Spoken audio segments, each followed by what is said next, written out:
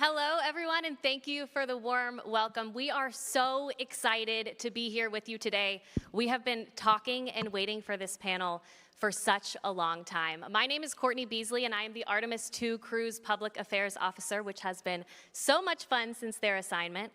We're going to be talking to you today about the Artemis II crewed mission that is taking this crew around the moon early next year, and that is just one step on NASA's Artemis campaign with the ultimate goal of landing humans on Mars. You'll notice we're missing one crew member here today, our pilot Victor Glover, and he has a very good excuse of why he's not here today, but we'll get into that a little bit later.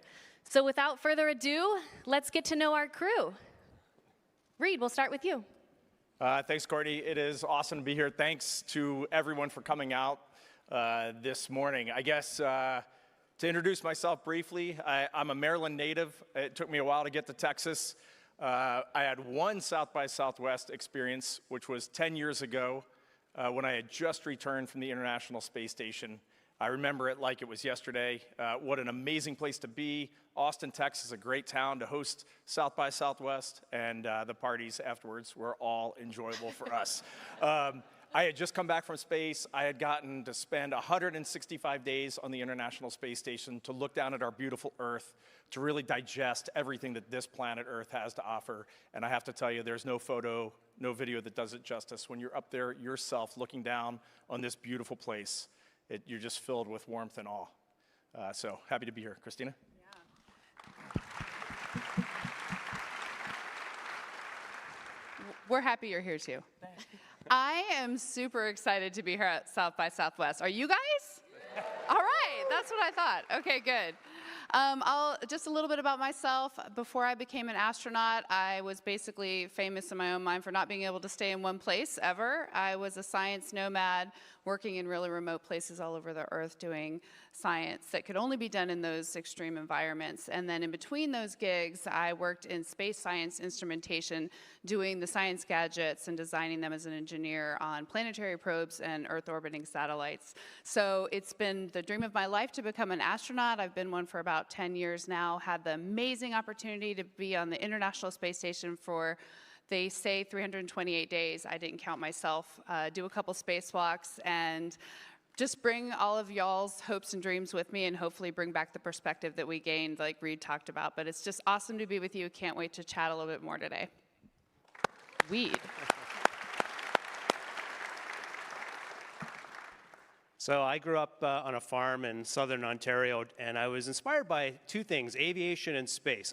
I don't know why, they just really captured my imagination, and so that led me to join the Royal Canadian Air Force, was a pilot there, and always had in the back of my mind that I would throw my hat or my name in the hat when the opportunity came around to become a space explorer, and I did that. I've been at the Johnson Space Center for 15 years, and this will actually be my first mission to space with this crew heading to the moon. So I'm pretty pumped about that, pretty excited to share a little bit about that with you today.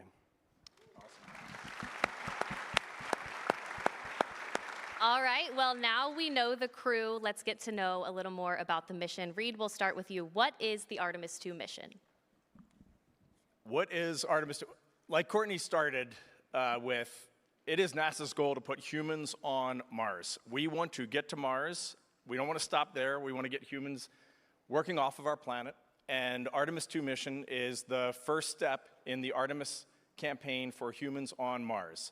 So the moon is right next door. So let's go try out some of these systems around the moon first. We've been working on the International Space Station for the last 25 years. We know how to live and work off of our planet.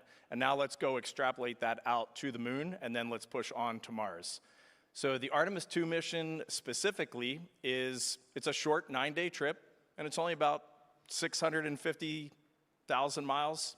So we're going to take off out of the Kennedy Space Center on the Space Launch System, which is a large rocket. There's a good picture of it. And we're going to be in the Orion spacecraft, the four of us. Too bad Victor isn't with us to share in this today. And we're going to launch out of Kennedy Space Center. Coming off the pad, our apogee, which is the highest altitude that the Space Launch System will push us out to, is going to be 1,200 miles off of planet Earth. To put that in perspective, the International Space Station, where Christina and I lived for 6 months or almost a year, The highest we are on the International Space Station is 250 miles. So when you look down at Texas at night, you see Austin, San Antonio, Houston, Dallas. It's like kind of almost one conglomerate. You can see if you're from the East Coast of the US, maybe Boston to Maine. When you come over Europe, you can see France, you can see down into the northern areas of Africa, but that's about all you can see. So just coming off the pad on this space launch system, we're gonna be almost 5 times that altitude. So that's gonna be impressive in its own right. We're gonna take one 90-minute orbit of planet Earth, check out the basic systems on the vehicle, and if everything looks good, we're gonna burn an apogee raise burn that's gonna take us out for our second orbit of Earth. And that max altitude of that orbit is 38,000 miles. Like for me as an astronaut, that number is almost incomprehensibly far from Earth. So at around 9,000 miles from Earth, Earth is about the size of a basketball out the window. We're gonna be 38,000 miles from Earth on that second orbit. The period of that orbit is 24 hours. So that orbit will take us 24 hours to complete as we're going around the Earth. And really the point of that entire orbit is to check out all of these systems for first human flight on the Orion spacecraft. How is our environmental control system working? How's the life support system working? And how are we doing? If anything goes bad on that first orbit, it ends right back at planet Earth with a perigee of 100 miles, almost touching the clouds as we come zooming by Earth. But our hope is that everything is looking good, and Jeremy and Christina will get the magic words from Mission Control in Houston that you are go for translunar injection. The first time those words will have been spoken since 1972, which is 3 years before I was born, and I'm getting old. So if we go for TLI, then our European service module will push us out to the moon. 250,000 miles, 4-day journey out to the moon. We'll go around the far side of the moon, somewhere around 1 Earth diameter from the moon, so we'll be pretty far from the moon on that far side, and we'll use the moon's gravity to wrap us around and start heading us back towards planet Earth. About a 4-day journey back, and we will re-enter Earth's atmosphere just off the coast of San Diego, California, and we'll be doing 39 times the speed of sound when we hit the atmosphere. Like, the numbers are just staggering to me. We'll decelerate just through friction in our atmosphere, and then 3 beautiful parachutes will come out. We'll come down to the Pacific Ocean, and the United States Navy will be there to pick us up and bring us home. That's the mission.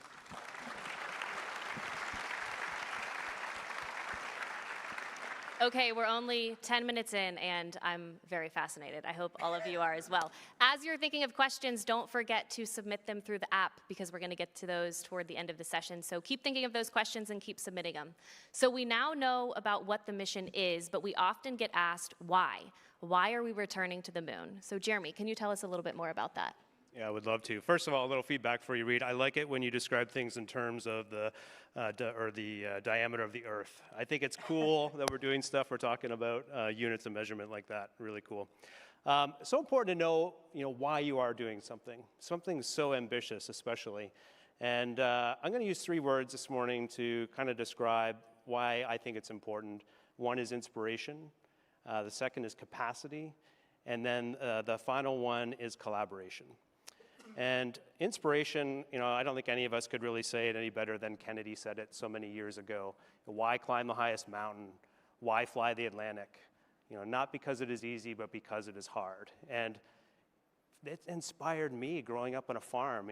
I mentioned that earlier, but when I think back, just seeing images that humans had walked on the moon as a child, growing up in Canada, it just opened up my mind as to what was possible. And I literally transformed my treehouse into a spaceship. It was really cool. I made these dials out of cardboard. I had popsicle sticks that were the little pointers for the dial. I made these control columns out of wood and some hinges I found in the barn. I found these old circuit breakers and I mounted them so I'd have some cool switches to throw in the treehouse. And I was exploring space in my imagination.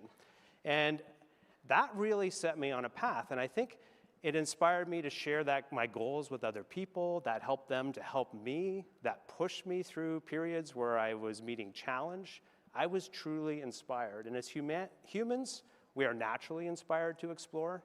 Not everybody wants to get in a rocket. We were on a panel earlier this week, Christine and I, and somebody pointed out that there must be something wrong in an astronaut's brain to want to get in a rocket and fly to the moon.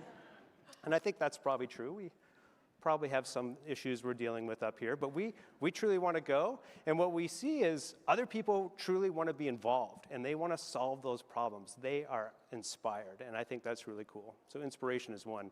Something else that I think that has changed since Kennedy talked about it so many years ago is the destination. You know, now it's moon to Mars. We are going to Mars. That is our new goal. And part of getting there is capacity. We need a lot more capacity if we're going to actually make it to Mars. And that's been recognized. The United States is leading this, but they've created space for people to contribute from around the world. You'll notice that we're highly invested in commercial partners. Like, space has changed. It's not just governments doing this anymore. We're working together to create capacity, to invent or reinvent how we do industry, how industry can evolve and innovate to meet the needs of these new capacities. And of course, by creating that capacity or driving that capacity, you call on things like academia, real science. And you create this cycle where we learn, we implement, and we move it into operations. And that drives new needs. And then academia tackles that, new science, new innovation, put it into operation. That is a beautiful thing when you connect all of that together and produce this incredible capacity. And that's where we are today. Mars is going to drive some incredible capacity that will trickle down into humanity for decades to come. And the final bit is collaboration. To have that kind of capacity, we have to learn to collaborate as a human species, to bring out the best in everyone. And Artemis program is already doing that. It's lifting people up. People in my country of Canada are fired up that we're part of this, and it is calling on them to share their gifts, to use their gifts to create capacity, to inspire our youth. And the hardest part about doing something like going to Mars is actually figuring out how to get everyone to work together towards a common goal. And we have a goal big enough to pull these people together. And that ultimately will inspire us to generate the capacity and to learn how to collaborate to tackle these big goals.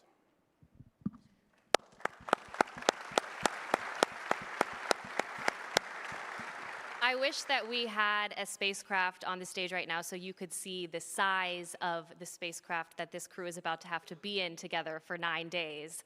There's not much space to do a ton of things, but they have a ton of work on the docket. So, Christina, tell us a little bit more about what you guys will be doing together in there. For sure. Well, as Reed described kind of the phases of our mission and where we will be either in these huge orbits around Earth or heading out to the moon and doing the flyby, inside that tiny little cartoon-like comic strip style capsule that's going to be alone in deep space, we're going to be really busy and we're not going to have our phones. So luckily, there's plenty to do. In fact, as soon as we get main engine cut off, MECO, we hear that thing fire. Jeremy and I look at each other. We're in space? Yeah, we're in space. Okay, unbuckle, get to work. I've got to go activate the toilet. I'm like the space plumber of the mission, proudly. He's got to activate the water fountain. Thank you. Both of those things kind of work together. And we got to make sure everything that's there to keep the humans alive actually works. And that also includes how we control our spacecraft. So he and Victor will be at the actual displays and controls, reading in the telemetry, sending commands, making sure that's working. We're going to make sure our orbit is good. And that's when, if all that is good, we get to do the stuff that he talked about, go for TLI and heading to the moon. There's one other thing that we get to do while we're in orbit, in that really high orbit around Earth, though, that's so cool. Because to prepare for the next mission, we want to make sure that we can actually drive this thing, because the next mission has to actually rendezvous and dock with a human lander that's going to land on the moon. So we thought, well, what do we have to rendezvous and dock with? Oh, our rocket. So when we actually separate from our second stage rocket, which we call the interim cryogenic propulsion stage, we're going to turn around and actually practice those proximity operations with that stage that's just hanging out in space by driving Orion by hand and moving in and out, spinning around, and basically characterizing how the ride. So that's going to be really fun. The 3 days out to the moon, we have plenty of objectives to test out. Some of those are human research things that we're going to be doing, experiments on ourselves. No mission to deep space would be complete without a little radiation study, so we're going to be studying how the radiation affects human tissues. That's one of the biggest challenges that we face in going to Mars, so we're not missing any opportunity to study that a little bit more. Some of the other things we're doing on the way to the moon is reconfiguring our entire cabin to be like a radiation shelter.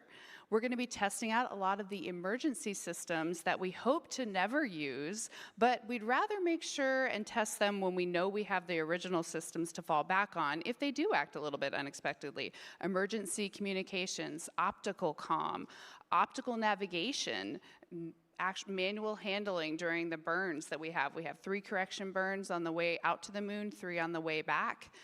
But the real gem, when we're all going to be excited, of course, will be during our lunar flyby.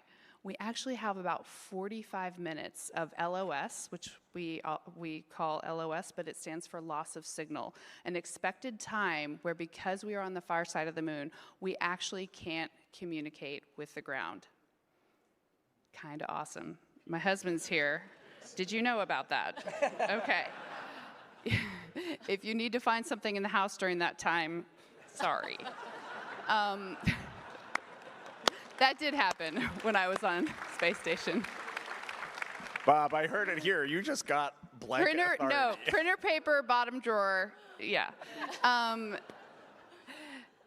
During that time, we're going to be actually doing a kind of science that a lot of people don't realize is so important. The geologists are super pumped to hear what the moon looks like through human eyes. We've sent a ton of probes to the far side of the moon. They've measured everything you can imagine, visual, spectrum, all that. But how does it actually look to the human eye? Is it a little bit green? Is it a little bit tan? That actually matters to them. And because we're going to be flying by on pretty far away from the moon, there's a chance, depending on the illumination, that we might see parts of the moon that have never been seen by human eyes before. And seeing this guy see that, and also looking back at Earth for the first time, is something I'm really looking forward to so much on this mission. So when we come back around the far side, we'll do a couple high fives, say hi to Houston again, head for 3 days back, doing some more of those test objectives type things that I talked about, and then it's time to reconfigure the cabin back for entry. We'll enter, as Reed said, splash down in the Pacific. We got a whole bunch more tasks to do at that time just to make sure our capsule's good and we're good to come out and say hello to everyone again on Earth and be so happy to be back on our home planet.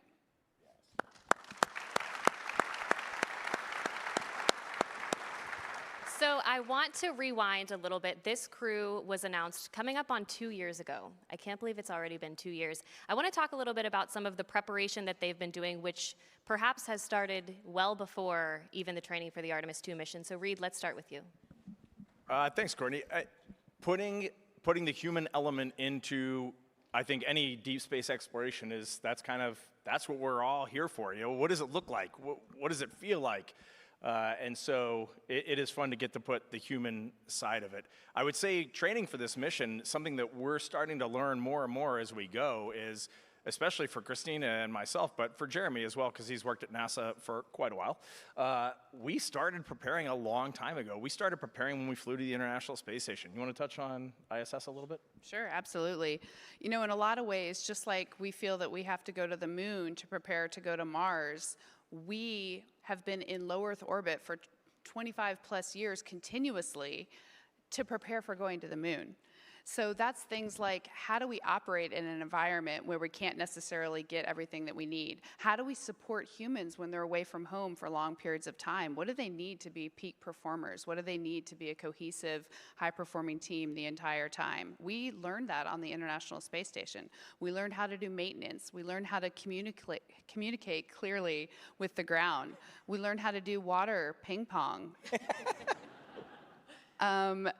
This video, if you can see it, there's actually someone running on the treadmill behind me, and they are on the wall, because you can do that on the International Space Station.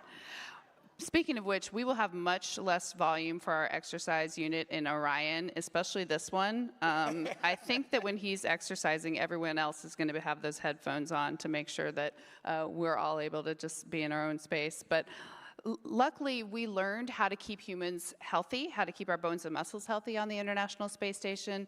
And then just as humans, we learned how to learn a vehicle. We learned how to understand systems, how to react in emergencies. What are the things that we need to know that we can react as a team and as an individual to unexpected things when they happen? What I learned the day that I went out the airlock on a spacewalk is something that I can't replicate on the ground. And so learning these things on ISS has been so important. And it really just complements kind of the springboard that we have for taking on this new mission, going even deeper and onto the moon. Awesome. But I guess I'll say there's been a lot more concerted training specifically for this mission as well. Sure. I think the bulk of time, I'll touch on maybe simulators, and then Jeremy will touch on kind of team living. But the bulk of our time is spent in the simulator. We have a couple facilities. Primarily, we are at the Johnson Space Center in Houston, where we have our flight operations team, our mission control team, who's going to operate this spacecraft with us. So earlier this week, I spent 8 hours in a simulator practicing one of those outbound burns on the way to the moon with the entire mission control team. We also have a really high-fidelity simulator in Littleton, Colorado, just outside Denver.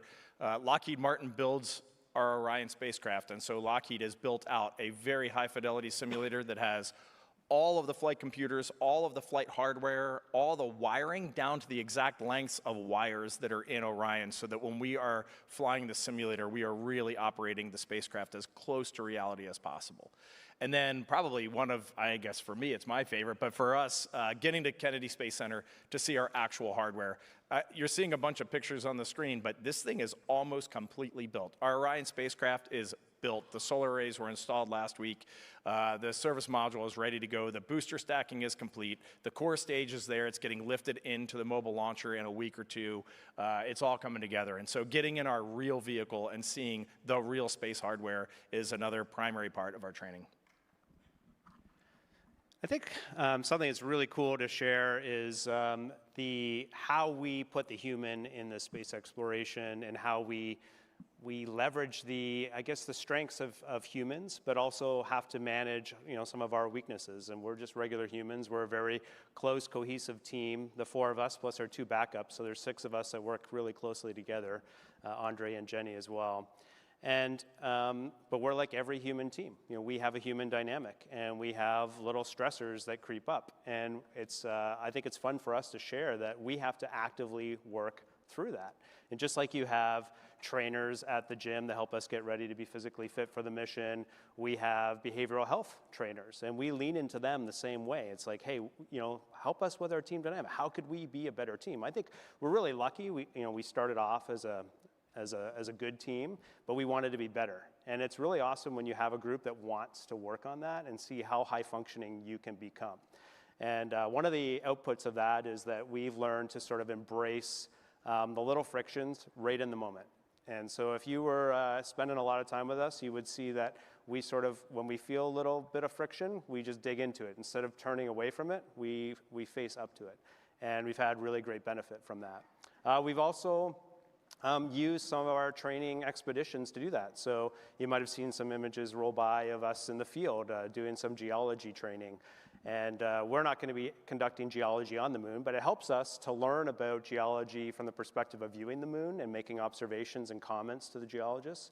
But we also use it to, hey, let's put ourselves in some uncomfortable and stressful situations as a group and use that to sort of tease out some of the issues and then have conversations about it. And that's been really useful. Christina set up, it's not just the 6 of us, of course. There's an enormous team of people we're working with. Of course, you're all familiar with mission control. There's those folks, the engineers, people all across this country and many other countries. But for example, Christina organized a game of kickball with our mission control team. It's going to be like one of our greatest memories of mission preparation is Not when I got out unexpectedly by the kickball hitting me in the back of the head. No, that was actually a great moment. We're going to have some great memories of like how our mission control team is willing to lay it on the line for kickball. Just imagine what they will be doing if we have trouble in space and we need their help. We have absolute faith in that team. And so some other ways we train ourselves too, T-38s, we have these jets that we fly in. And the reason we do that is we have amazing simulators, but every time you get in a simulator, you know you're going home at the end of the day. It's never a real risky environment. You're never managing real risk. And in space, obviously, we will be managing real risk. When we make decisions or decide to accept a risk, we have to be able to compartmentalize. And that's a muscle that you train in life, to be able to kind of live in an environment that could be driving anxiety, but you're able to sort of separate that from your current moment and make clear decisions. And so we use flying to train that. So we fly as a crew. So like there's 2 seats in that airplane, and we do crew coordination while we're flying and make real decisions as a team. And so there's just a lot of things we do to train the human brain and spirit to get ready to go to the moon. I love that, and I can't believe you didn't bring up that preparing as the 4 of us last night in the hotel for this, that's one of the ways you can highlight friction points real quick. I want this slide here. No, I wanted it over there. No, I want to talk about this. No, I'm going to talk about this. Absolutely. Like if we hadn't been practicing, you probably only would have had one of us on stage today. All right, well, there's one person we still haven't heard from, and it's our pilot, Victor Glover. We wish so badly that he could be here with us today, but he recorded a message for you, so let's see what he had to say. South by Southwest, Victor Glover here, pilot of your Artemis II mission. I'm really sorry that I can't be there with you today. I'm here at NASA's Johnson Space Center in Houston, helping to select the next generation of NASA astronauts. Now, hey, I hear the crew is here already. Hey, Reed, Christina, Jeremy, have you told them already? We have a really cool surprise for you today. And it's really important for us to make sure that we are trying to bring everybody along for this ride. So I cannot wait to hear from the crew how electric this crowd was when we share the news with you. I can't wait to share this mission with all of you from around the world. Enjoy the conference. All right, well, I hope you're going to be fired up enough to meet Victor's expectations on this, but we actually do need your help. In the engineering world, often the simplest solution is the best solution. And something that we need to understand as a crew when you're flying a rocket to space is when you are under G-forces and when you've reached microgravity. And so what we're looking for help with is developing a zero-gravity indicator. And so you can think of it can be many different forms, but you can think of it like a stuffed animal that's on a string. And so when we're being pushed by the rocket, we'll see that mascot for our mission is being held down by the forces produced by the rocket. But when we get to microgravity, when the engine's cut off at the right time, we'll start to see this floating around. And when we see it floating, we know we've reached main engine cutoff, we're in microgravity. If we see it floating, we should fly close to 9 minutes to orbit. If we see it floating at minute 4, we know there's a problem. And so it's a really useful indicator, and so we could use your help. And we're launching a competition for people to design a mascot for the mission. So to help inspire you, we hope you help inspire you. I'll pass it over to my crewmates who have previously had zero-gravity indicators. Thank you. So Reed and I are going to tell you a little bit about the zero-gravity indicators on our missions. And I can't stress enough how much this thing becomes like the mascot of your crew, because it's the only thing allowed in the cabin that's not been, hardware certified or designed by the Orion engineers. And it's the coolest thing ever. So for my mission, I have a pair of 8 balls that I used because I launched to space with my crewmate, or actually my classmate, Nick Hague. He was also my crewmate. And we were both selected in 2013 as astronauts. And his class of astronauts, the one that came before us, they're called the Chumps, they named us the 8 balls. And so because it was an 8-ball and another 8-ball mission, Nick and I chose to fly these. And the cool thing about a zero-gravity indicator is not only does it start floating when you're in space, and we're all still strapped in our seats, so there's really nothing to show that you're actually in space for the in-cabin camera views that are there, except your zero-gravity indicator that's floating around. But we put ours on a flexible bungee cord, so it turned into a multiple G indicator and not just a 0G indicator. So as we're going up on the rocket and that acceleration is building, it almost just looks like on its own it grows and grows, and then you get a staging and it stops, and then it grows and grows again. So these are a really cool part of our mission, and we really didn't want any of those friction points trying to figure out what we were going to have. So we are putting that contest out to you all. We would love it if someone, even in this audience, but actually anyone from around the world can enter into this contest and hopefully design what's going to go around the moon in our capsule with us.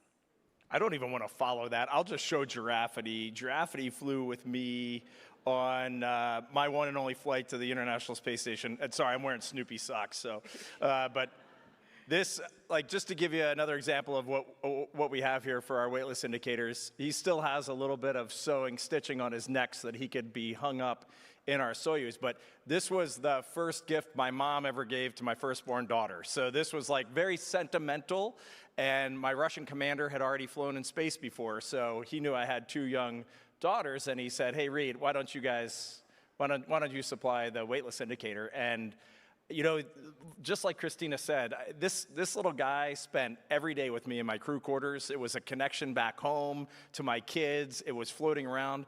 But what I didn't realize on the way uphill, when you're under power in a rocket, it's about a 9-minute ride to space. You go about 17,000 miles an hour at the end of that 9-minute ride. But you are really looking at this thing the entire time. Even though you have all these fancy gauges, this stuffed animal on a string tells you everything you need to know about engine performance, pitch, yaw of your spacecraft. It's not so good at roll, but it tells you everything you need to know. And then when you get into microgravity, when those engines cut out, and this guy is just floating around, and your stomach feels really bad, and your head feels really full, and you're wondering if you're gonna puke, and you're wondering why you're here, and you think about maybe I should go home, like this little piece of home is right there with you, and it really forms a tight bond.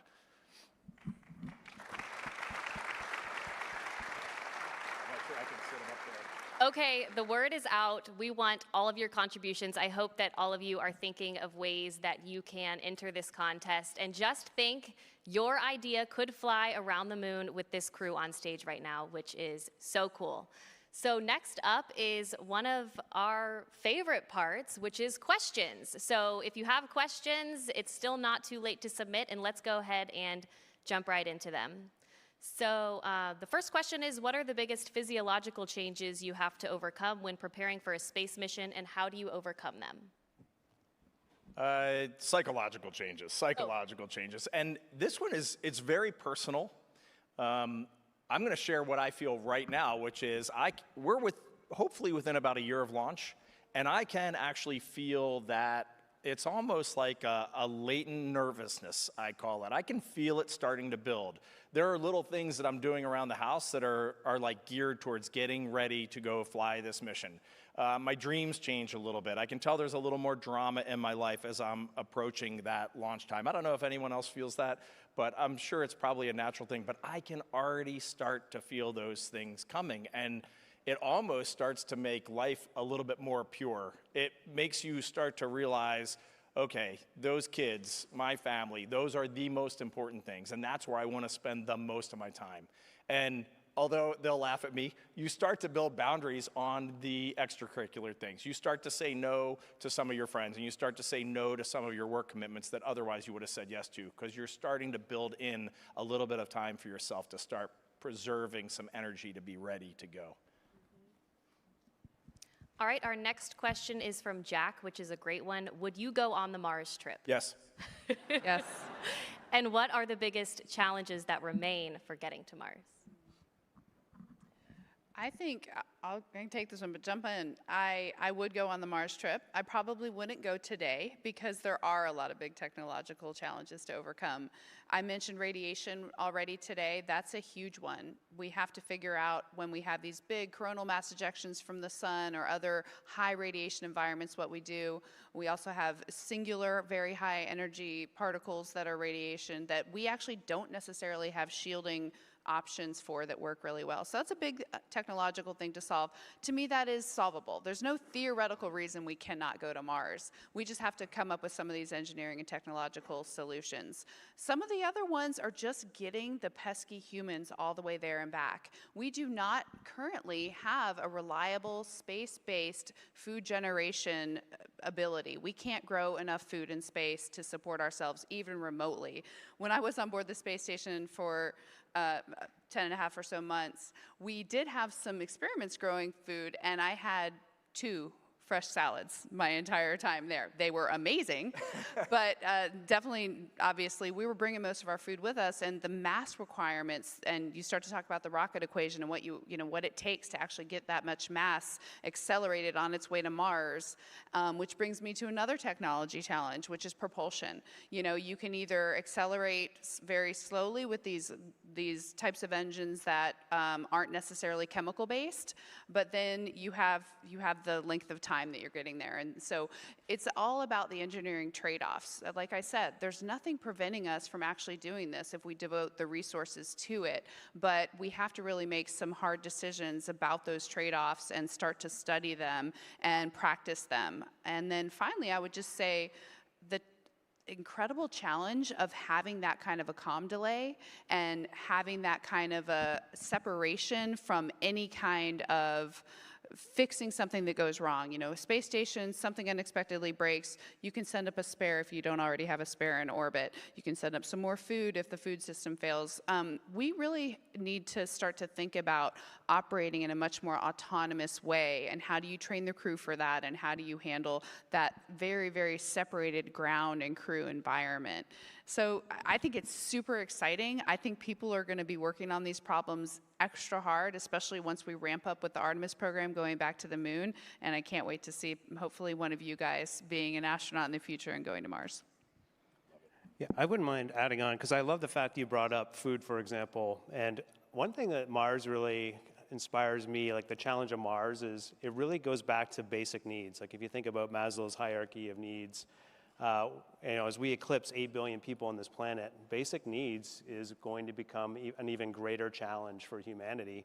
And we can use the inspiration of going to Mars to have people help us solve the problems, here on Earth, and then take those solutions to Mars. I think it's just a really amazing synergy. And one day, I do believe we will have people going back and forth to Mars. I'm definitely into the round trip version of going to Mars, as opposed to the one way and find a solution later. And then, of course, my family's in the audience too, my wife and one of my children, and we consult our families before we signed up as well. Oops, definitely. I spoke too soon then. I'll dumb it down for a second and just add one thing. Like, we just need to launch a lot of power, food, and bulldozers. Like, just start throwing stuff at Mars and give us the capability when we get there to start working and start building habitats and start creating life there. Okay, for Reed and Christina, Emily asks, what's your favorite space food? Well, I got to be honest, chocolate pudding cake was my favorite thing. When you eat food out of a bag every day for 6 months, you kind of learn that there's different ways of eating. Like, you could take potato leek soup, and you could eat that in 5 seconds flat, because all you have to do is cut a little edge of the bag off, and you could squeeze that whole soup in kind of in one gulp. And if you're really busy on a day on space station, potato leek soup is perfect. And NASA created this dessert called chocolate pudding cake, which is exactly what it sounds like. It is chocolate cake that is all smashed up with chocolate pudding. And I don't know what was wrong with me up there, but I would give anything for a bag of chocolate pudding cake. I would say my favorite space food was coffee. And anything after a spacewalk, because you are incredibly famished and super hungry, and everything just tastes amazing. Hey, just remind people, how long, in one spacewalk, how long are you in that spacesuit? You're actually in the suit for up to 12 hours by the time you talk about suiting up, pre-breathe, and getting into the airlock, depress, then the actual spacewalk itself. Most of mine were 7.5 hours, back in the airlock, repress, and getting unsuited. 12 hours in a spacesuit. You got about a liter of water to drink. I love So it you're when hungry. you can say, Things are mountain good after that, if any of you have been backpacking. most of my spacewalks are about 7.5 hours. Maybe I just wasn't efficient. Yours are probably shorter. I love it. I love it. And Jeremy, I know that you guys have been trying some food that will fly with you on Artemis. What has been your favorite so far? One of the ones I picked was a curry dish, and just because my buds here have advised me that in space your tastes change, and it's kind of like your senses are a bit muted because of the blood flow into your head, and so things that are a little spicier are a little bit more palatable in space, and so there was a spicy curry that I thought, sounds like it meets the mark. Our next question is from Arthur, and he asks, has NASA been exploring AI in space, and how do you see AI playing a role in Artemis and future lunar exploration? I can start on this one, I guess. So I think that it's a really interesting thing to think about where AI is best applicable. And you could almost design something. It would be hard to design something less applicable in some ways than what we do in human spaceflight, because we do these huge one-off missions, whereas AI oftentimes is, it does its best work when it can be trained on lots and lots of data that can be applied to the problem set. And so looking for places that it applies isn't actually always obvious, but I think there are some really interesting things, and NASA's definitely been working on this. There was a whole summer of AI that we did last year where we looked for applications. I know I've been contacted by some of our leadership talking about how we can apply it in our current missions. So I've been thinking about, for example, for ISS, for space station, we send thousands and thousands of commands. So there's a place where we have a ton of training data, and if we were to just utilize that space of all the commanding that's ever been done and sort of pile on, when have there been anomalies? When have there been command errors? When has something not gone as expected? And almost have that assistant that can be predictive for when are we starting to get into an environment where we might want to be a little more vigilant, because we've learned from the aggregate of all the 25 years we've had on the International Space Station that something isn't quite right now. So that's a really neat application. The other place I think that's really possible is when you think about the combination of human and robotic planetary exploration. Because people ask sometimes, why do we need to send humans to do some of this geology on the surface? Why not have it be all robotic? And the real reason is actually just decision making. It's having the brain up there. Yes, the robotics is a technological challenge, and I do think we overestimate sometimes the physicality of what robots can do on surface. But really, it's the decision making. And if we're able to offload some of that or make some of our robotics have some of that decision making to pick up the interesting rock, to know to hike in that direction, to say that looks cool over there, and to avoid that back and forth that we currently have to do now, where humans on the ground, based on just pictures or imagery, have to make some of those decisions and then guide the robotics to do the cool thing that the person not in the situation has decided. I think that's a really cool possibility. So I really hope that AI is utilized for that human-robotic interaction to really optimize our time on the surface and surface exploration. That's awesome. I love this question from Mark. What will be your motivation after the mission, after you caught your dream, traveled to the moon and back? Are you afraid of missing a new purpose? That's so important. Yeah, I was watching down as well, and I was really excited for this question to come up. And I'll start. I know other people will want to answer, but something that we have done as a crew is we have read Carrying the Fire by Mike Collins, who was on Apollo 11, but he did not land. He was in the command module going around the moon, and then he came back and he wrote a book about his life as a military pilot, as an astronaut, and then as a Apollo 11 crew member. And the part of that book that I really stopped in my tracks was the honesty that he spoke about after that crew returned from Apollo 11, and how all three of them faced challenges that were totally unexpected, and they were right in line with this. And it really boiled down to they had lost their purpose at that point in time, and then how they responded to that and how they rebuilt their lives coming out of that, and the missteps that they took. It was really telling. And so I do think when you're an astronaut, especially before your first flight, I think you're looking at the end goal of seeing the Earth from space, of being a part of this team, of doing the science. And I think in your mind, you're like, I'll get to that other part later. And honestly, I'm kind of doing it for this mission too right now. Like, I am thinking about what's 5 years ahead, but I'm also just so laser focused on the right now that this question makes me stop for a second and really think about what is coming after this and where will that purpose be. Most people find giving back. That is where you build your new purpose. I could add a few thoughts. I really resonate with what you just said, Reed, and I think we have one advantage now, and that is that space is changing so rapidly. There's just so much development in space. And I've just come to the conclusion over a life of serving in the military and working in the space program with NASA and the Canadian Space Agency that I get really fired up about being part of a team that's tackling tough challenges. And I just think there are so many opportunities to do that, both within the agencies, external to the agencies. And it's hard to predict where the best place to use my energy will be. I have really no idea.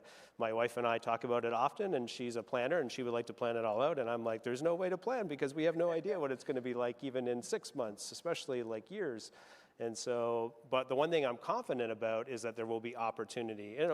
Might look different, but there'll be ways to use my experiences to bring benefit to humanity through space. I mean, we've been involved in space for a long time, and we just have a lot of insights. One of the coolest parts about the astronaut job, outside of training and getting ready to go, is the traveling around you do and meeting the companies and the people behind them that are innovating, and you just, over time as an astronaut, you develop this really broad, it's very broad, it's maybe only an inch deep, but it's very broad perspective of the space industry and academia and what's plausible and possible, and I think there's a lot of value to be added from that perspective.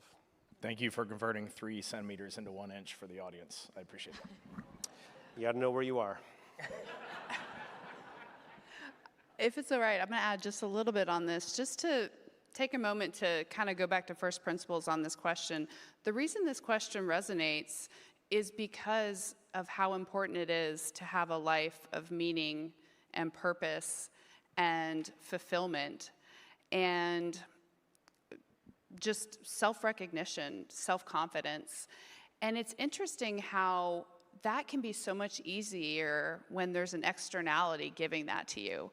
I say all the time that I'm so lucky because all of those doubts that I used to carry with me about whether I was going in the right direction and what the heck I was doing, I don't struggle with those as much now that I'm an astronaut. But the truth is, who I am didn't change a bit the day that I got to put on this blue suit. And it's actually not going to change the day out in the future when I retire from this job. But it will feel different. And so the challenge I give to myself is when this happens and I am struggling with that, how do I gauge my own personal success? How do I find meaning and be sure that I'm on the right path? 1, to give myself grace that we don't always know that. But 2, to try to remember that we don't have to have an externality, that we are inherently worth something just for being who we are. And that's the thing that this question reminds me the most of.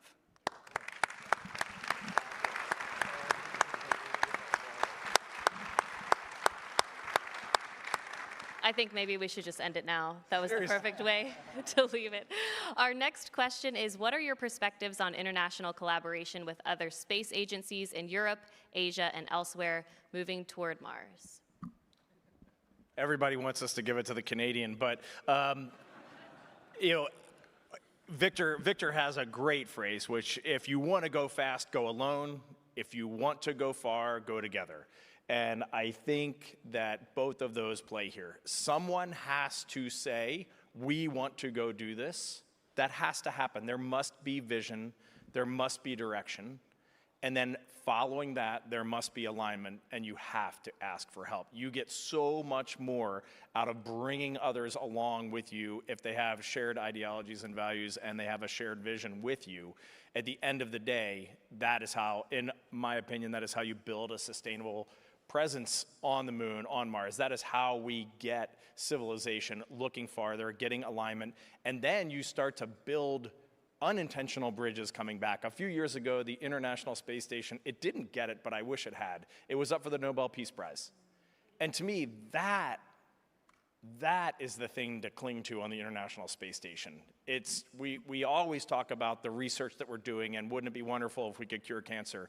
But to me, when you look back at the International Space Station, it is the vision and the alignment and the international cooperation and the way it has brought dozens of countries into space. It has elevated them. It has motivated their children. It has brought them along. It has given kids an opportunity to say, I didn't know I could do that, but I can do that. And I can see people like me going and doing that. That is unbelievably powerful. And I think that is what you need to do to go far.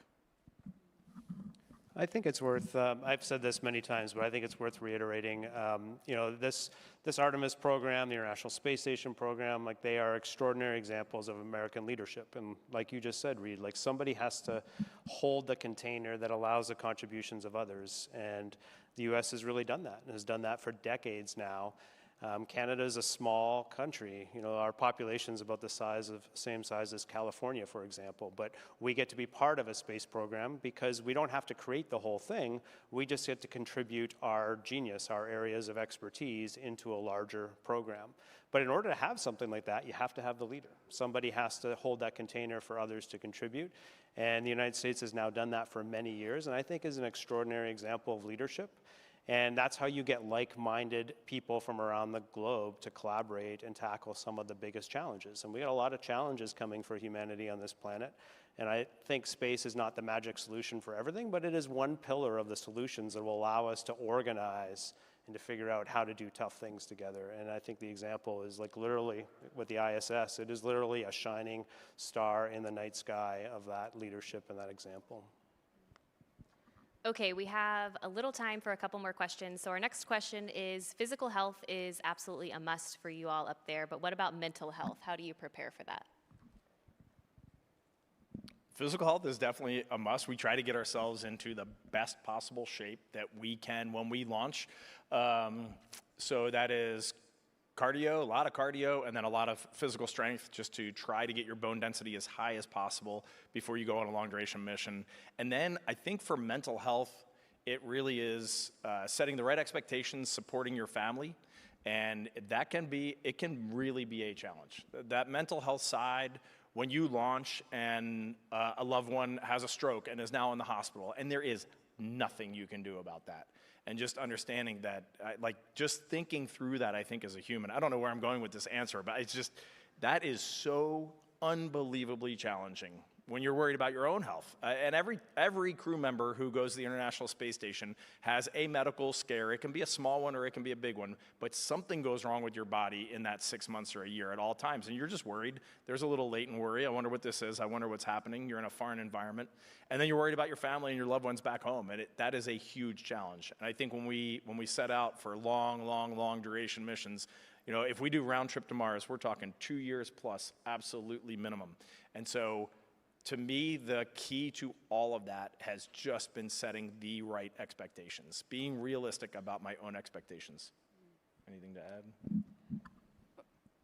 I would just add that, you know, one of the keys is you definitely don't do it alone. You definitely do it in connection with your family and others, and, you know, being honest with people and asking for help. We have a lot of resources. People always want to help. You know, I always say this to my children, you know, generally humans want to help you. If you'll just share openly with them, people will help you through the challenges. Okay, let's take one more question. How do you manage anxiety while preparing for a mission that has the potential to shape the future of humanity? Don't ask that question. I think a big part of that is what Jeremy just mentioned, remembering that this isn't our mission. This is everyone's mission. This is your mission. This is the mission of the tens of thousands of people that are working on it. And we're just a member of that team. We're a member, hopefully, that's contributing in the way that we were meant to contribute so that we can optimize this whole mission together. And that, to me, that bigger picture is what generally I would say I use or how I manage. But there's also something that is why we have already had a low Earth orbit program for human spaceflight. Learning how to manage just being assigned to any mission, whether that's in the jet that Jeremy talked about that we train in, whether that's launching on a Soyuz, but I think what you learn is, yes, compartmentalization and yes, being able to operate in uncertainty and to not have expectations. But there's something else, which is how do you personally turn fear into focus? What are your mental strategies to make sure that that anxiety that's totally okay to feel and that's completely natural, that you can actually have tools in your toolbox to transform it into something that is serving you rather than not serving the mission.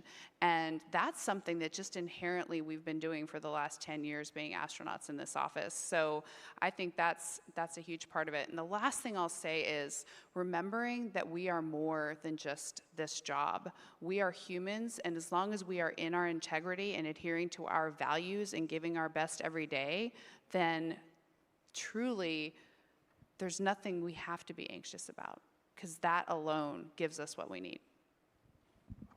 Awesome.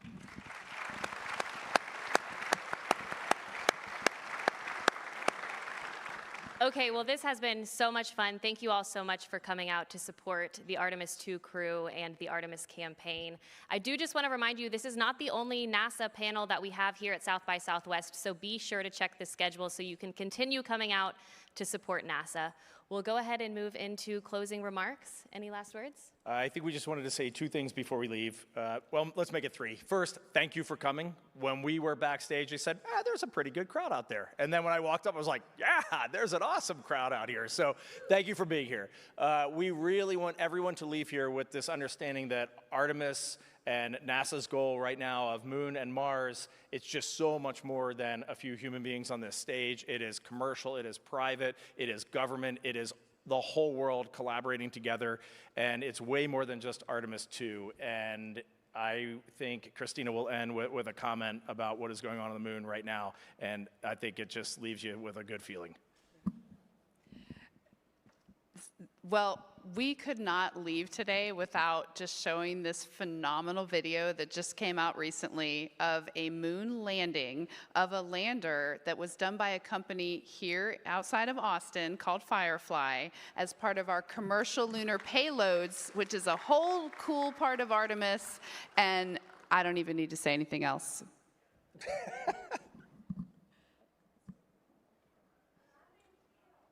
Yes.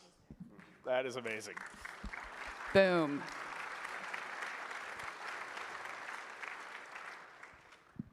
All right, well, thank you so much for joining us today. We'll see you next time.